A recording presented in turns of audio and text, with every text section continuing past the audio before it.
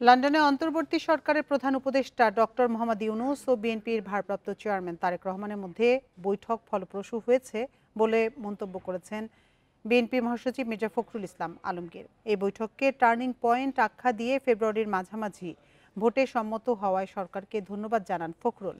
বলেন, অতীতের কথা ভুলে সুষ্ঠু নির্বাচনের জন্য কাজ করতে হবে। মিটিং শেষে তারেক রহমান ফোনে এ খবর জানিয়েছেন বলে নিশ্চিত করেন বিএনপি মহাসচিব। বান্ডেল থাকলে প্রতি সেনমানিতে টাকা বাঁচবে।